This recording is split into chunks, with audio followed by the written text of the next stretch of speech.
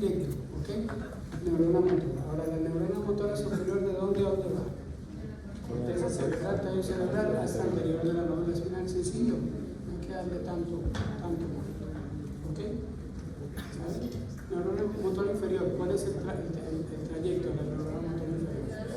Hasta anterior, va al músculo. ¿Qué estímulos transmiten las neuronas motoras? Aferentes. Entonces, respuestas de corteza, respuestas de tallo, respuestas medulares que van aferente hacia el grupo muscular. Eso es todo, es sencillo.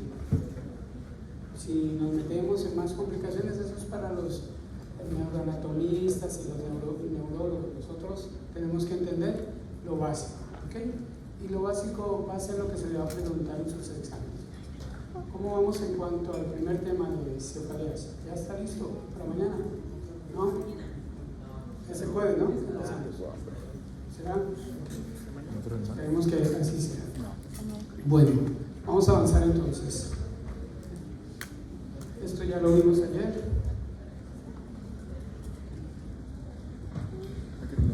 Entonces, ahora sí viene lo que tuvieron un poquito de complicación el día de ayer. Entonces, tenemos que las dos neuromotoras van a transmitir lo que es el movimiento, la función motora, ¿verdad? Partiendo del sistema nervioso central a los cuerpos. Ahora, la neurona motora superior, para transmitir esa información aferente que viene de corteza, va a dividirse en dos tractos, ¿ok? Los tractos piramidales y los tractos extrapiramidales. Entonces, ¿eso qué quiere decir? Que los tractos que usan la vía piramidal pues van a pasar a través del bulbo raquídeo por la zona que se llama pirámides, y los extrapiramidales van a omitir ese paso por las pirámides y se van a dar por la parte anatómica que se llama tegmento, fácil, ¿ok? Sin tanto dolor, ¿ok? Y la neurona motora inferior hace su arco reflejo, neuronas anterior, músculo efector y regresa, ¿ok? Entonces, lo que estábamos preguntando ayer, síntomas de lesión de la neurona motora superior: espasticidad, hiperreflexia, debilidad en la tos, clonus, es el movimientos clónicos de los músculos, aumento de tono y pérdida de los movimientos finos. Si el paciente está rígido y está hipertónico, pues obviamente los movimientos finos no los va a poder realizar. Y la prueba semiológica es el Babinski. ¿Cómo va a estar el Babinski? Positivo. ¿Cómo van a estar los reflejos osteotendinosos? ¿Ya? Van a estar hiperreflexia. ¿Cómo va a tener el tono muscular? Hipertónico. ¿Cómo vamos a explorar el brazo si lo queremos mover, o la extremidad inferior si la queremos mover? Van a ofrecer resistencia al estiramiento. Y los síntomas de lesión de neurona motora inferior, entonces, ¿cuáles son? Pues lo contrario, acuérdense, motora superior más, neurona motora inferior menos. Entonces vamos a tener hipotonía, la debilidad siempre va a estar en las dos, ausencia de reflejos o arreflexia, y obviamente si tenemos un músculo hipotónico que no responde a reflejos, ¿cómo va a estar la masa muscular? Si no la trabajas, ¿cómo va a estar? Atrófica. Entonces, a veces no es tanto memorizar, pero más ser lógico, ¿ok? Eso es lo básico. Entonces, ahora, de los tractos de la neurona motora superior, vamos a examinar el tracto piramidal. Ok. Entonces, ¿qué es el tracto piramidal? Es la vía directa entre la corteza cerebral y la médula espinal. Esa es su definición, ¿ok? Y el otro dato importante es que solo va a transportar movimientos voluntarios. Entonces, son aferentes y voluntarios. Entonces, dígame.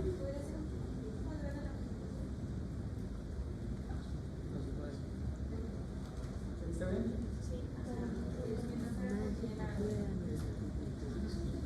Bueno, eso es lo importante, es lo que les estoy diciendo, lo subrayado, lo otro tienen que leerlo para aplicar, pero esto es lo más lo más sencillo. ¿Ok? Bueno, entonces, dice, de las áreas motoras de los hemisferios cerebrales van a inervar los músculos del lado contrario. ¿Ok? Porque hay una decusación del axón a nivel de las vías piramidales. Y esa es una imagen que nos enseña todo lo que estamos viendo, las partes de la corteza motora que manejan el homúnculo, cómo bajan los axones hacia el tallo cerebral y cómo terminan en la asa anterior de la tela. ¿Ok? Muy bien.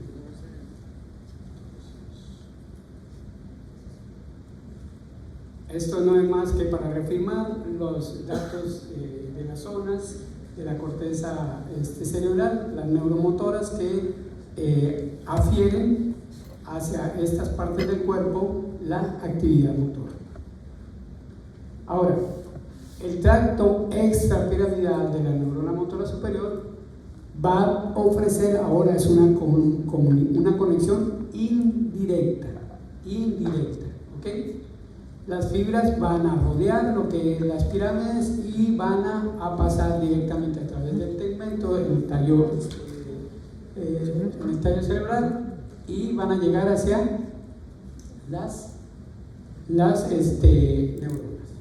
Muy bien, ahora este tracto extrapiramidal está involucrado en el control de los siguientes. Voy a tener que te sientes más adelantito, porque es que si lo aumento así no queda mucho. ¿Ahí está bien? ¿Ok? Bueno, entonces lo importante es que maneja este tracto extrapiramidal. Entonces, inicia y coordina los movimientos involuntarios. ¿Ok? El piramidal es voluntarios, el extrapiramidal es involuntarios. ¿Correcto? Muy bien.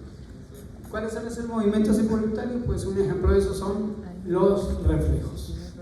Ahora, ¿cuáles son los tractos extrapiramidales? Y vuelvo ahí, esta es la laminilla, vuelvo otra vez ahí a hacer hincapié en que son movimientos reflejos involuntarios. Son tracto rubroespinal, el tracto olivoespinal, el tracto reticuloespinal, el tracto tectoespinal y el tracto vestíbuloespinal.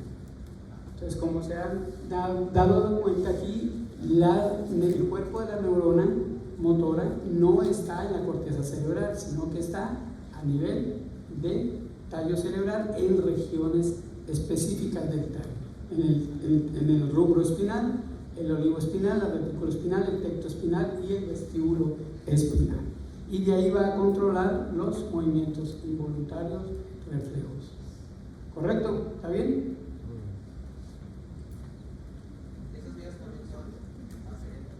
Todas son aferentes.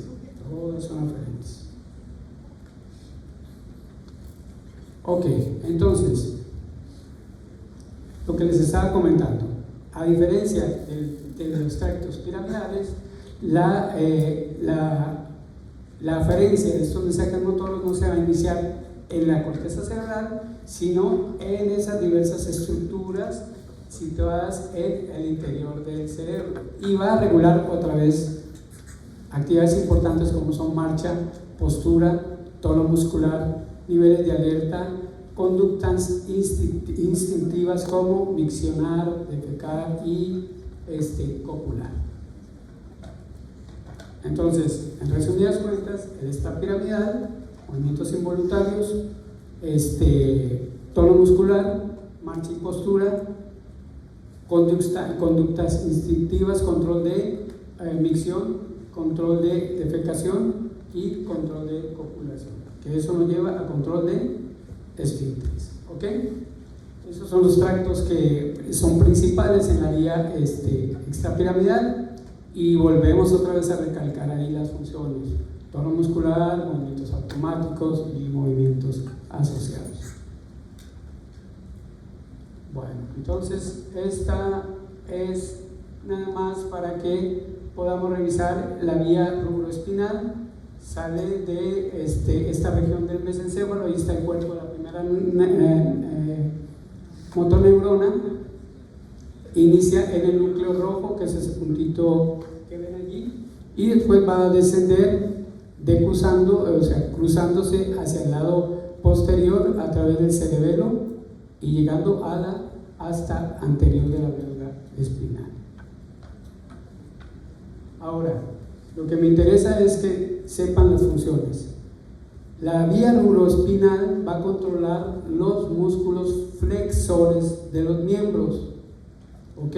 Entonces, su función es excitar las neuronas motoras musculares que nos controlan la función flexora. Flexión, rubro espinal. Van haciendo su tablita y eso les va a servir como mnemotecnia para que puedan interpretar en la exploración cuáles son los tractos que pueden estar afectados. Ahora vamos a ver el tracto tectoespinal. Entonces, ¿en dónde se origina el cuerpo de la neurona motora superior? En el colículo superior del mesencéfalo también, ¿ok? Decusa o cruza, baja por el tallo cerebral y termina nuevamente hasta la neurona motora anterior. ¿Cuáles son las funciones del tectoespinal? Entonces, es un mediador en los movimientos reflejos en respuesta aquí a estímulos visuales, ¿ok? Entonces va a tener una participación de información sensitiva que llega por los pares craneales, estimula la corteza cerebral y manda una respuesta aferente a través de la vía tectoespinal para mediar en los movimientos reflejos y en la respuesta a estímulos visuales. ¿Correcto? Un ejemplo de eso, por ejemplo, cuando tú acercas la mano a otro, te quieres proteger de un pelotazo que va hacia la vista, ¿ok? Luz intensa, ¿ok? Estamos utilizando el tectoespinal, ¿ok? Ahora vamos a ver el vestíbulo espinal. Entonces, aquí tenemos neuronas motoras que van a nacer del núcleo vestibular medial y del núcleo vestibular lateral. Y estas, si ustedes se dan cuenta, van a ser ipsilaterales, no se van a decusar, van a viajar por el mismo lado hacia la neurona motora anterior, ¿ok? ¿Cuáles son las funciones del vestíbulo espinal? Entonces, van a recibir la información del sistema laberíntico y eso nos habla de ¿qué? Vía vestibular y cerebelo. ¿Cuáles son las funciones que está integrando? Equilibrio, ¿ok? Equilibrio, básicamente. Equilibrio, marcha, propiocepción. Todo esto que tiene que ver con las vías laberínticas y el control cerebral. Muy bien. Ahora vamos a ver el retículo espinal. El retículo espinal va a aparecer, las neuronas motoras van a salir de la protuberancia, el retículo espinal pontino, y de la médula oblonga, el retículo espinal vulvar, o sea, el puente y del bulbo raquídeo. Los axones van a ir viajando hacia la médula espinal, ¿ok? Y entonces van a traducirnos las funciones, que es lo que más me interesa para nuestro curso, es que influyen en el movimiento voluntario, actividades reflejas y tono muscular, el retículo espinal, ¿ok? Nos ayudan a coordinar este tipo de movimientos. ¿Correcto? Y básicamente el sistema extrapiramidal, lo que estamos viendo aquí es el arco reflejo de la neurona motora inferior. Hablemos de síndromes extrapiramidales. ¿Cuáles son los síndromes extrapiramidales? Entonces, existen dos grupos de síndromes extrapiramidales. Uno que va a estar manifestado con rigidez, vadicinesia, trastornos de la postura, y esto lo vamos a ver cuando veamos lo de enfermedades de Parkinson y los síndromes parkinsonianos, que son anomalías en los tractos extrapiramidales que cursan con rigidez, distonía, bradicinesia y trastornos de la postura y marcha. ¿Correcto? Y el segundo grupo, esos eran los hipertónicos, ahora los distónicos, los hipotónicos. En el segundo grupo, en donde lo primordial aquí no es la hipertonicidad, aquí vamos a ver, o más bien hipocinéticos, son los hiperkinéticos, que son los parkinsonianos, y los hipocinéticos, que pertenecen a este segundo grupo. Aquí van a estar controlados los movimientos involuntarios de la vida extrapiramidal, y las patologías que vamos a ver en asociación a daños de estos tractos son coreatetosis, los balismos, el temblor, la distonía y la mioclonía, que son esas enfermedades que vamos a estar revisando cuando llegue este tema de los síndromes extrapiramidales. Resumiendo, entonces, tenemos dos síndromes clínicos que involucran a la vida extrapiramidal: los hipercinéticos y los hipocinéticos. Los hipercinéticos hablan de rigidez, bradicinesia. ¿Qué es bradicinesia? Bradi es lento, cinesia es movimiento. Entonces están rígidos con movimientos lentos, ¿ok? Trastornos de acomodación de la postura, y aquí vamos a hablar de los síndromes parkinsonianos y Parkinson. Y el segundo son los trastornos piramidales con alteraciones hipokinéticas, y ahí vamos a ver alteraciones en los movimientos involuntarios, corea, atetosis, balismos, temblores, distonías y mioclonotomías. Entonces, dentro de los síndromes extrapiramidales, esta es, para resumirles, los trastornos del movimiento que pueden manifestar en la afectación de esta vía. Entonces, los dicinéticos o cinéticos son tics, coreas, balismo, atetosis, mioclonías, distonías y temblor, y los acinéticos rígidos o hipercinéticos, enfermedad de Parkinson, parkinsonismos y parkinsonismos plus asociados a medicamentos o de otras lesiones. Ahora, vamos a hablar generalidades de los trastornos hipercinéticos, ¿ok? Entonces, cuando el temblor se presenta en la actitud de reposo, vamos a tener las enfermedades del Parkinson, y estos trastornos del temblor en reposo van a disminuir a medida que empieza el control voluntario de los movimientos. El temblor postural. Entonces, este temblor postural tiene un antecedente familiar y es muy común de ver en los pacientes en los cuales estamos retirando medicamentos que se han utilizado para sedación o tratamiento de los estados de delirio hiperkinéticos, ¿ok? Y los movimientos, los temblores de intención o de acción, en donde aquí vamos a tener lesiones de las vías rubrotalámicas. Esta es una generalidad. Esta clase la vamos a ver cuando veamos las alteraciones de los tractos extrapiramidales, ¿ok? Son definiciones. Ahora, ¿qué es distonía?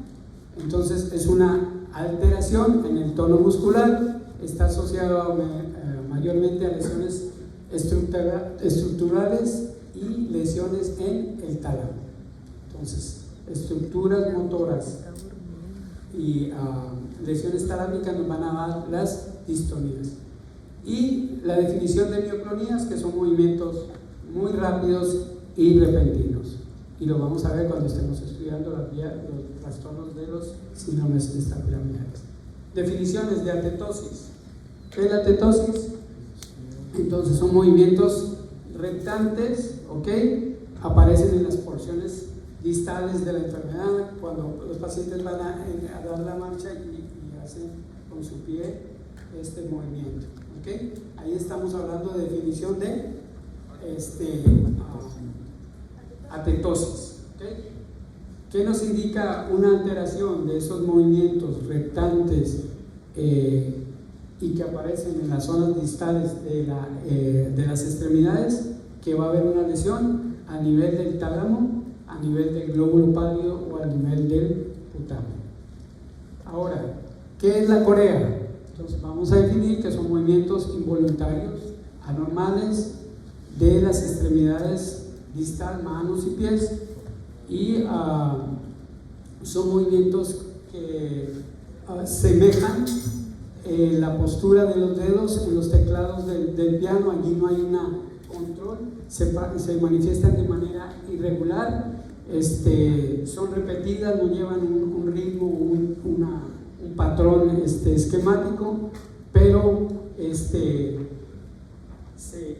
se empiezan una vez la contracción de los músculos del brazo, se siguen a los del antebrazo y terminan en la mano. Movimientos se llaman coreo de corea, y cuando terminan de manera rectante se les habla de coreatetosis, ¿ok? Y los tic, que eso sí los conocen todos, tienen aparición brusca, están menos continuos, pueden presentar compulsión del paciente a hacerlo. Esa es una manifestación también de lesiones de tracto extrapiramidal, y es una parte importante en el síndrome de Les de Tourette, que eso lo vamos a revisar. Estas son generalidades, ¿ok? Muy bien. Seguimos definiendo de los trastornos hipercinéticos las discinesias. Definición de varismo: sacudidas incontrolables de la extremidad superior e inferior.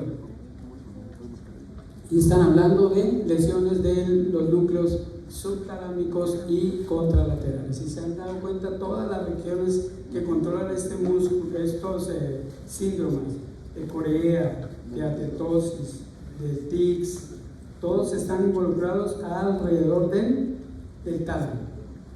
Enfermedad de Huntington y los movimientos coriformes, entonces son movimientos también irregulares, no controlados, de boca y cara, que semejan movimientos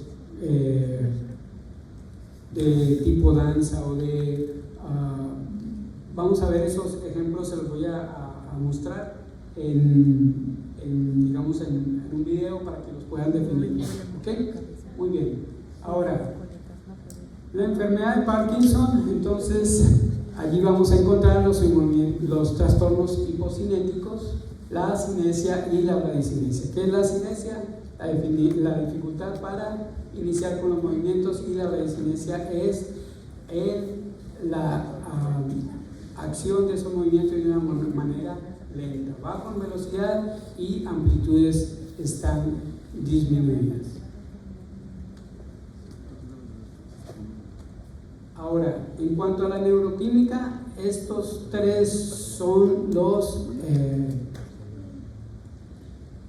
neuromoduladores que van a estar siendo liberados en la unión de la neurona presináptica a la placa motora, y son tres neuromediadores: la dopamina, la gabapentina o el sistema GABA y la acetilcolina. Esos son los tres neurotransmisores que van a estar implicados en la transmisión del movimiento neuronal motor: dopamina, GABA y acetilcolina. ¿Ok? Entonces, la dopamina es un neurotransmisor que se va a originar en la sustancia negra, en el núcleo caudado. El GABA, que realmente es un conjunto de neurotransmisores, va a estar ubicado en globo pálido y sustancia negra, y la acetilcolina, que se encuentra en el núcleo caudado y putamen y en las terminaciones de la placa neuromuscular.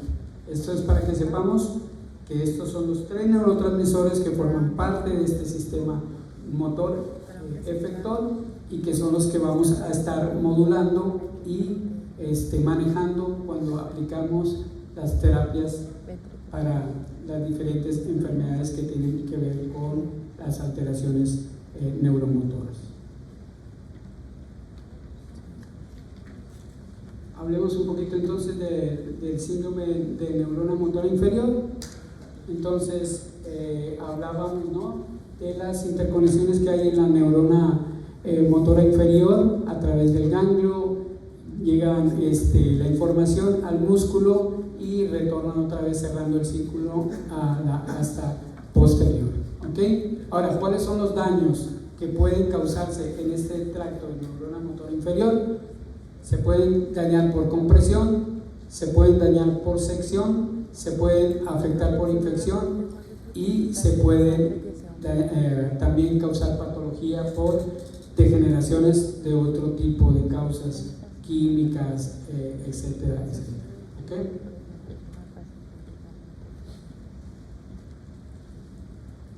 Entonces, esto es nada más para recalcar la lesión en la neurona motora inferior o periférica. Entonces, hay dos partes que pueden ser lesionadas: la parálisis nuclear de la neurona motora inferior, que son lesiones sobre los núcleos de origen de la neurona motora inferior a nivel del asta anterior de la médula espinal, y la parálisis infranuclear, que es una lesión en cualquier punto del trayecto que va a conformar la vía motora saliendo de la asta anterior hacia el músculo. ¿Ok? Entonces, dos tipos de lesiones: parálisis nuclear y parálisis infranuclear. Y para repasar el síndrome de motoneurona inferior, entonces nos va a producir una parálisis o una paresia.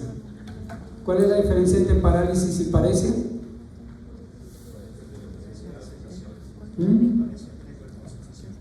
Paresia tiene que ver con el estímulo sensorial y la parálisis con el sistema motor. Entonces, puede afectar grupos musculares o grupos individuales. ¿Cuál es el resultado de esta lesión de neurona motora inferior? Otra vez, flacidez, hipotonía, atrofia intensa, y eso lo vamos a ver hasta en el 70% de los casos, hiporreflexia, no hay signo de Babinski, y al estar denervada, al no tener un control a través de neurona motora inferior, ese músculo va a fascicular, que son descargas eléctricas inapropiadas sin control que llegan a la sarcómera del músculo.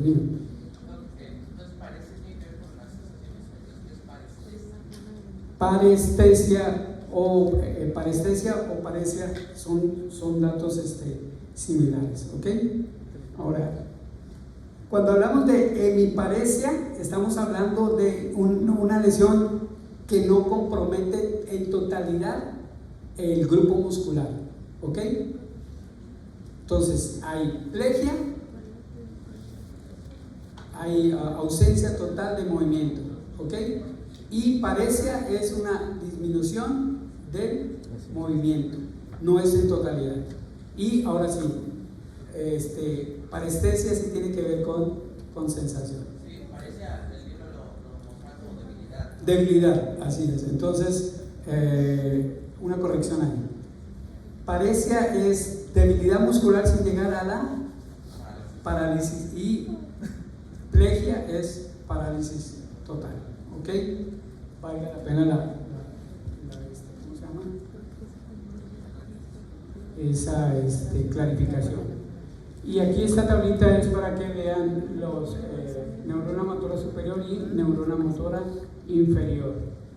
Entonces, las diferencias. Neurona motora superior, entonces decíamos positivo, todo para arriba, hiperreflexia, hipertonía, la masa muscular no se atrofia y las fasciculaciones van a estar ausentes. ¿Okay? En la lesión de motoneurona inferior, entonces todo para abajo, hay hiporreflexia, hay hipotonía o atonía, hay atrofia y las fasciculaciones van a estar presentes. ¿Ok? Signo de Babinski positivo, y signo en la motora superior y en la neurona motora inferior es ausente. ¿Ok? Esta es la misma para... y esto es lo mismo, igual. Ahora vamos a avanzar a los síndromes cerebrosos. ¿Hasta aquí hay alguna pregunta? ¿Cómo vamos?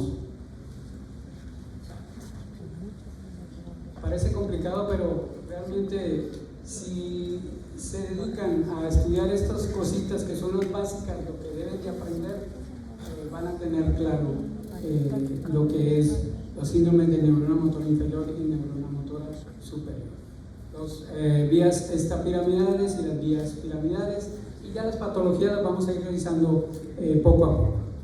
Vamos a ver síndromes cerebrosos. Acuérdense que todo esto son generalidades. El síndrome cerebeloso, clínicamente, hablando generalmente de cómo se va a manifestar. Entonces, tenemos aquí el cerebelo, tenemos las partes en que podemos dividir el cerebelo para su estudio, y lo importante está aquí en la columna verde. ¿Cuáles son las funciones para nosotros importantes del cerebelo? Número 1, coordinación de los movimientos voluntarios, y número 2, control del equilibrio y del tono muscular. Entonces, según las regiones que podemos encontrar en el cerebelo, nosotros podemos dividirla en 3 regiones: espinocerebelo, cerebrocerebelo y vestíbulo cerebelo. Cada una de esas está compuesta por el espinocerebelo, por el vértice y el hemisferio medio, el cerebelo por el hemisferio lateral, y el vestíbulo cerebelo, que son el tróculo y el nódulo. Ahora, lo importante de esta laminilla es que en el espinocerebelo vamos a encontrar el control de postura, movimientos del tronco y de los miembros. En el cerebrocerebelo vamos a encontrar la planeación del movimiento, y en el vestíbulo cerebelo vamos a encontrar el equilibrio y movimientos de cabeza y de ojos. Eso es lo importante. Ahora, ¿qué es el síndrome cerebeloso? El síndrome cerebeloso se va a manifestar clínicamente con una triada: hipotonía, astenia y astasia vertical. Astasia es la incapacidad de poderse mantener en equilibrio de pie. Eso se llama astasia. Astenia, pues, es la incapacidad o la disminución en querer desarrollar actividades. Y la hipotonía, pues, es la disminución del tono muscular. Síndrome cerebeloso: hipotonía, astenia y atasia vertical. En este síndrome podemos tener signos subjetivos, signos objetivos. Los signos subjetivos de lesión a nivel de la vía cerebelosa es el vértigo, la cefalea y los vómitos. ¿Okay? ¿Y por qué subjetivos? Porque existen otras partes del cuerpo que también van a participar dentro de estas funciones. ¿Okay? Ahora, los objetivos sí son astasia, el paciente es imposible mantenerse en vertical, el temblor, las lateralizaciones o lateropulsiones que se van del lado derecho, que se van del lado izquierdo cuando le indicamos que marchen, la hipotonía muscular del lado afectado, es ipsilateral, y la asinergia. ¿Ok? Ahora, los signos objetivos que nosotros podemos valorar en la exploración clínica es la marcha del ebrio. Obviamente es una marcha desequilibrada de lado a lado. La prueba de dismetría, que es punta del dedo a nariz, que no lo pueden lograr. La prueba de raya de Babinski le pide uno al paciente que trace una raya horizontal en un papel en blanco, y vamos a ver que el paciente se incapacita, no hace una raya horizontal, sino que igual como el desequilibrio lo va interpretando en ondas. Okay. La disartria, que es la dificultad para hablar, y la presencia del nistagmus, que es el movimiento incontrolado del globo ocular, ya sea de manera horizontal o o de manera vertical o inclusive en óculo giro. ¿Ok? Bueno, ¿algún problema con el síndrome cerebeloso? Estos son los datos así clásicos que tienen que aprender, que tienen que saber manejar para la exploración clínica y para la historia clínica, la observancia de un paciente que viene con estas alteraciones.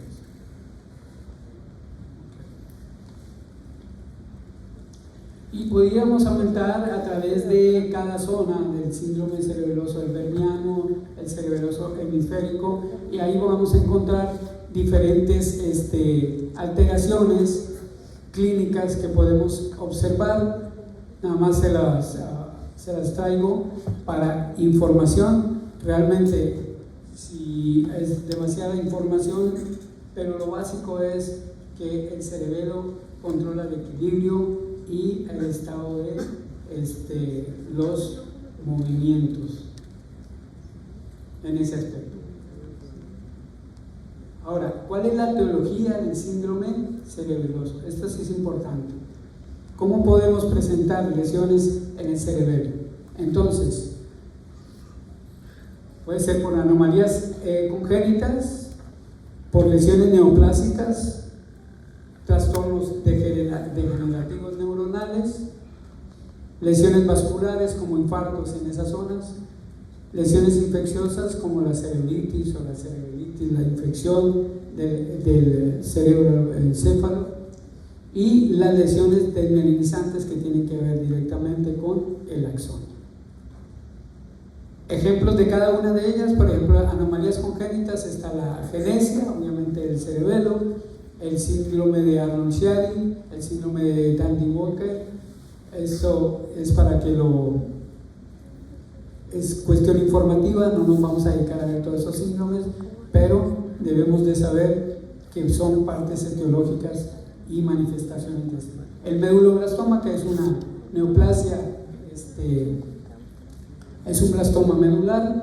Los ependimomas también, que es una neoplasia del sistema nervioso central. Los meningiomas, que los vamos a estar revisando. En cuanto al vascular, el déficit vascular en las lesiones cerebelosas nos van a dar la ataxia de Friedreich. Lesiones paraneoplásicas, degeneraciones alcohólicas van a tener que ver también con la alteración del sistema circulatorio. Hemorragias, infartos, eso es obvio, en esas lesiones pues van a afectar las funciones del cerebelo. Encefalitis, presencia infecciosa de abscesos, y la esclerosis múltiple, que es una lesión desmielinizante del axón de las neuronas cerebelosas. ¿Cómo podemos entonces nosotros explorar el cerebelo? Básicamente a través de la marcha. Entonces aquí, ¿qué vamos a observar en un paciente que estamos explorando la función cerebelosa? Pues su función de marcha. Lo vamos a poner a caminar y vamos a observar. El paciente lo hace con pies separados, entonces con las puntas hacia adentro, presenta taconeo, envía primero el talón y después asienta la planta del pie, arrastra la punta del pie, hay desviaciones del pie o lateralpulsión y presencia de cojera. Todas estas datos clínicos, si nosotros lo observamos en la exploración neurológica, nos van a dar orientación de lesiones cerebelosas. ¿Ok? Entonces, básicamente, ¿cómo exploramos el cerebelo? A través de la marcha. Y la marcha vamos a tratar de encontrar todos estos defectos clínicos en nuestro paciente. Eso nos va a sugerir un síndrome cerebeloso. Anomalías de marcha y postura, las más importantes son la marcha atáxica cerebelosa y la marcha atáxica sensitiva. ¿Ok? La marcha atáxica cerebelosa es una marcha tambaleante, es una marcha inestable. El paciente anda con los pies muy separados, que se llaman con base ancha, ¿ok? Y obviamente este paciente, para querer girarse o dar la vuelta, va a ser casi imposible, va a tener demasiadas limitaciones. Entonces, ataxia cerebelosa, marcha con base amplia, una marcha inestable, una marcha tambaleante, imposibilidad de dar los giros, ¿ok? No puede mantenerse en equilibrio cuando junta los pies, ¿ok?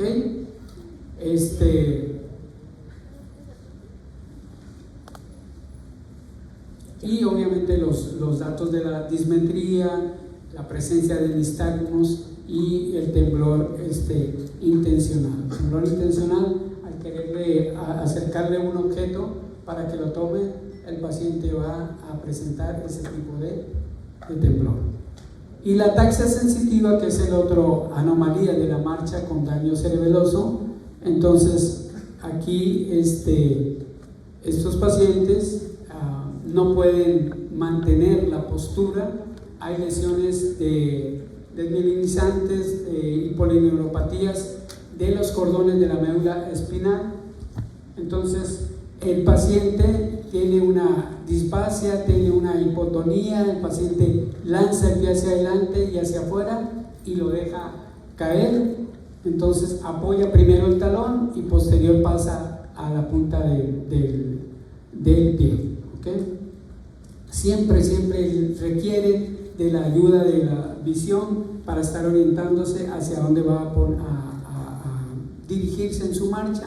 Es una marcha en los cuales podemos tener alteraciones de las pruebas de Romberg y obviamente es una marcha titubeante. Entonces, la marcha ataxia cerebelosa y la marcha atáxica sensitiva. Y con eso acabamos de ver lo que es el síndrome cerebeloso. Ahora vamos a avanzar a lo que es el síndrome de hipertensión endocraniana. También es muy importante, sobre todo en pacientes que presentan traumatismo craneoencefálico, presencia de neoplasias o eventos vasculares cerebrales isquémicos o hemorrágicos. Nos van a dar un síndrome de hipertensión endocraniana. Entonces, ¿qué es la hipertensión endocraniana? Pues fácilmente es un incremento en la presión intracraneal por encima de los límites normales. ¿Hasta cuánto es la presión intracraneana normal? Entonces es de 20 milímetros de mercurio, ¿ok? En promedio. Puede variar desde 9 hasta 21. Hablábamos la vez pasada que la presión intracraneana está dada por el mantenimiento en equilibrio de las tres estructuras: la estructura ósea, la estructura líquida o vascular y la estructura de masa cerebral. Si alguna de las tres tiene alguna alteración, va a aumentar la presión endocraniana y obviamente eso nos va a dar una manifestación sindromática. Entonces, cuando alteramos la leptomeninges, que corresponde a la ura madre, a la pía aracnoide y a la pía madre hiperaracnoides, entonces aquí vamos a tener este síndrome que se va a manifestar por hipertensión endocraniana, por alteraciones en la cantidad del líquido cefalorraquídeo y vamos a presentar manifestaciones irritativas del sistema meningio.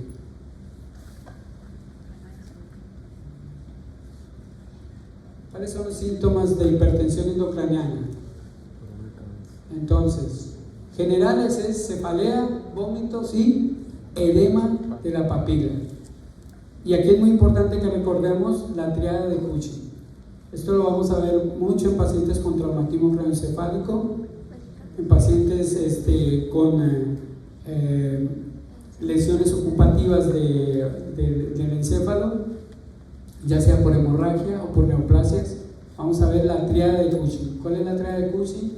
Bradicardia, frecuencia cardíaca lenta, hipertensión arterial y depresión respiratoria. Un paciente con bradicardia, ¿qué estaríamos esperando? ¿Cómo estaríamos esperando la presión arterial? Fisiológicamente, Si tenemos bradicardia, disminución de la frecuencia cardíaca, obviamente la presión arterial va a estar disminuida. Pero en este paciente que tiene datos de hipertensión endocraniana, es característico que lo veamos con bradicardia, frecuencias cardíacas de 45, 50 y con elevaciones de la presión arterial de 160, 180, la sistólica, y obviamente la depresión respiratoria por aumento de la presión sobre el tallo cerebral, y eso nos transmite datos de herniamiento de lomos.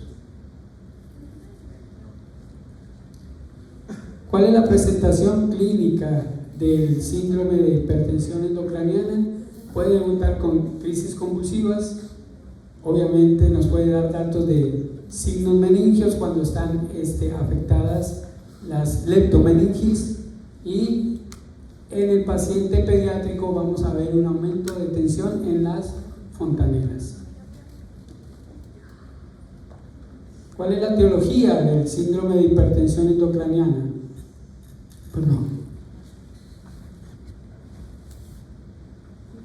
Entonces, la etiología la podemos dividir en tres orígenes: aumento del volumen cerebral, aumento del volumen sanguíneo o aumento del volumen del líquido cefalorraquídeo.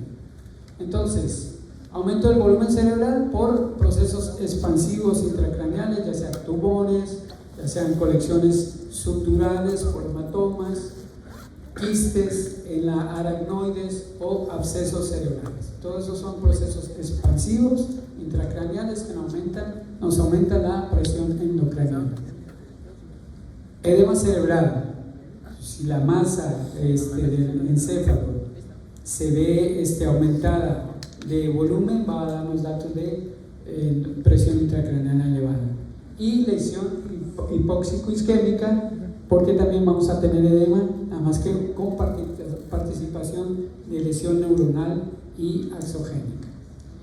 Edemas vasogénicos: los edemas vasogénicos que sean causados por la fuga de plasma a un tercer espacio, ahí vamos a tener infecciones del sistema nervioso central, abscesos o sepsis, infartos isquémicos que producen también de lesión del endotelio vascular con fuga al tercer espacio, eso nos causa un edema vasogénico, y obviamente los hematomas intracraneales. Y el edema intersticial, que está básicamente dado por la hidrocefalia, el aumento en la producción del líquido cefalorraquídeo. Ahora, por aumento de volumen sanguíneo, trombosis de los senos cavernosos. Esto es muy común de verlo en las pacientes embarazadas. Las pacientes embarazadas tienen un estado trombofílico, quiere decir que hay mayor agregación plaquetaria y mayores datos de lesión endovascular. Eso predispone, hay alteraciones de la proteína C, de la proteína S, y eso predispone a la formación de trombos. En estas pacientes que están en embarazo, posparto, poscesárea, que manifiestan deterioro neurológico agudo, hay que buscar trombosis de senos venosos. La hipercapnia, que obviamente es el aumento del CO2, la hipertensión arterial, nos aumenta el volumen sanguíneo, el traumatismo craneal y el síndrome de vena cava superior. ¿Saben cuál es el síndrome de vena cava superior? Es la obstrucción al flujo de la vena cava por presencia de tumores, lesiones tumorales u obstructivas que disminuyen el retorno y aumentan el volumen venoso. Y por aumento del líquido cefalorraquídeo, vamos a ver el aumento del líquido cefalorraquídeo puede ser por aumento en la producción de líquido cefalorraquídeo, como en los papilomas de los plexos coroides, que es donde se forma el líquido cefalorraquídeo, por obstrucción, ya sea por tumores o hemorragias, por alteraciones de la reabsorción de ese líquido cefalorraquídeo a través de los corpúsculos de Pacini, trombosis y senos venosos, y alteraciones de una válvula de Pudens que se ha colocado en casos de hidrocefalia. Las válvulas de Pudens son derivaciones del líquido cefalorraquídeo a cavidad peritoneal y se colocan para disminuir la presión intracraneal en pacientes que tienen hidrocefalia, y al obstruirse obviamente van a aumentar la presión intracraniana y es una causa del síndrome de hipertensión endocraniana. ¿Ya terminamos? 5 minutos. Ok, mañana es jueves, ¿no? Teníamos los de cefalea. Mañana terminamos de ver los síndromes meningios y dejamos los de cefaleas para el miércoles. El martes tenemos el primer parcial. ¿Ok? Semiología. El lunes, no. Hasta lo que veamos hasta aquí. Hasta lo que vemos hoy. Sí, no, hasta lo que vemos mañana. Mañana terminamos. Entonces, el lunes